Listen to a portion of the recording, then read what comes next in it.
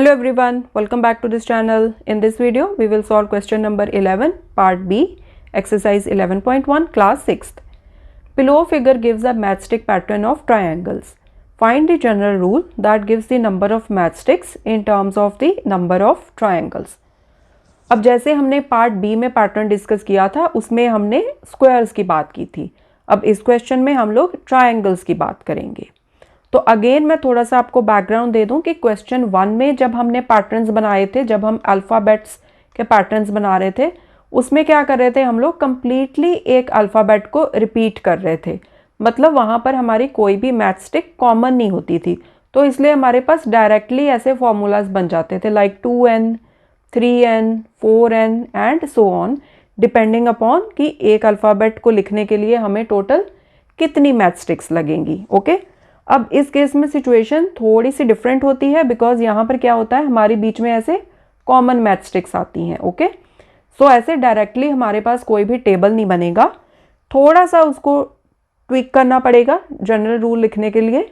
So that's not very difficult. तो अभी हम समझते हैं कि वो चेंज हमने कैसे करनी है. ओके सो ये मैं रब कर देती हूँ. ये सिर्फ मैंने आपको रेफरेंस देने के लिए यहाँ पे बताया था.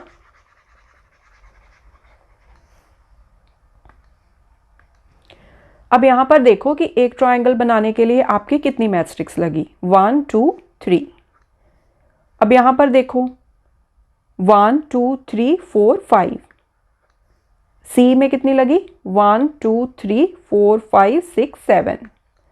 यहाँ पर 1 2 3 4 5 6 7 8 9. ओके अब हमने एक चीज़ ऑब्जर्व करनी है कि जब भी हम एक नई ट्रायंगल ऐड कर रहे हैं ना, हम नई कितनी मैचस्टिक्स ऐड कर रहे हैं. अब यहाँ पर देखो नई मैचस्टिक मैंने कितनी यूज़ करी, 1 2, बिकॉज ये वाली जो है, ये तीनों मैचस्टिक्स तो ऑलरेडी हमारे पास थी फ्रॉम द फर्स्ट ट्रायंगल. तो सिमिलर चीज़ यहाँ पर हो रही है, 1 2 1 2 1 2 1 2 1 2. सो जब भी हम एक नई ट्रायंगल ऐड कर रहे हैं, we are adding 2 new matchsticks. Okay जैसे हमने अभी यहाँ पर देखा. ओके सो दैट मीन्स कि मैं 2 के टेबल का यूज़ कर सकती हूँ जेनरिक फॉर्मूला लिखने के लिए. अब हम देखेंगे कि वेदर इट इज़ पॉसिबल और नॉट. अब जब भी हमने जेनरिक फॉर्मूला लिखना होता है तो वी यूज़ अ वेरिएबल. तो पहले हम एक वेरिएबल डिक्लेयर कर लेते हैं. Let the number of triangles is equal to n. Okay क्योंकि हमने जो जनरल फॉर्मूला लिखना है वो लिखना है in terms of number of triangles. तो इसीलिए हमने नंबर ऑफ ट्रायंगल्स के लिए वेरिएबल अज्यूम कर लिया n. आप कोई भी वेरिएबल अज्यूम कर सकते हो, x भी कर सकते हो, y भी कर सकते हो, a भी कर सकते हो, कोई सा भी कर सकते हो. तो अब मैं 2n जेनरिक रूल के साथ देखती हूँ कि क्या सिनेरियो बनता है यहाँ पर. सो अगर 1 ट्रायंगल है तो 2 इंटू 1, अगर 2 ट्रायंगल्स हैं 2 इंटू 2, अगर 3 ट्रायंगल्स हैं 2 इंटू 3, अगर 4 ट्रायंगल्स हैं 2 इंटू 4. तो ये कितना आ गया, 2, ये 4, ये 6, ये 8. सो ये जो नंबर्स आए हैं, ये जो एक्चुअल मैचस्टिक्स यूज़ हो रही हैं उससे डिफरेंट हैं. ठीक है जब एक ट्रायंगल है तो यहाँ पे आ रहे हैं 2 मैचस्टिक, एक्चुअल में कितने हैं 3. यहाँ पर 2 ट्रायंगल्स के लिए 4 मैचस्टिक आ रहे हैं, एक्चुअल में कितने हैं 5. 3 के लिए आ रहे हैं 6, एक्चुअल में है 7. 4 के लिए आ रहे हैं 8, एक्चुअल में कितने हैं 9. सो हमें यहाँ पर थोड़ा सा ये जो फॉर्मूला है इसको थोड़ा सा चेंज करना पड़ेगा. So what I C is कि अगर मैं इसमें 1 ऐड करूँ तो आई गेट 3.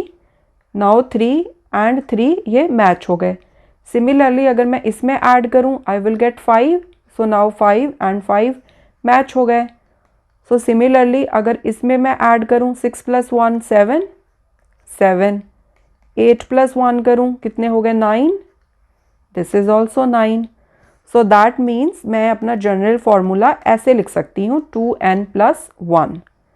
बिकॉज जब हम 2n + 1 से जब हम नंबर ऑफ मैचस्टिक्स निकाल रहे हैं तो वो बिल्कुल सेम है जो हमने यहाँ पर एक्चुअली काउंट करी हैं. दैट मीन्स जो हमारी कैलकुलेशन है वो बिल्कुल सही बैठ रही है. ओके क्योंकि यहाँ तक देखो हमने 2n सॉल्व किया था, ठीक है। 2n हमारा ये है।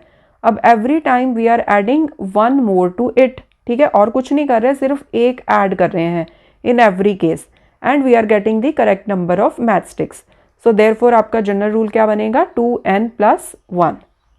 So this is how you can figure out the general rule. Thanks for watching this video. I'll see you next time. Take care. Bye.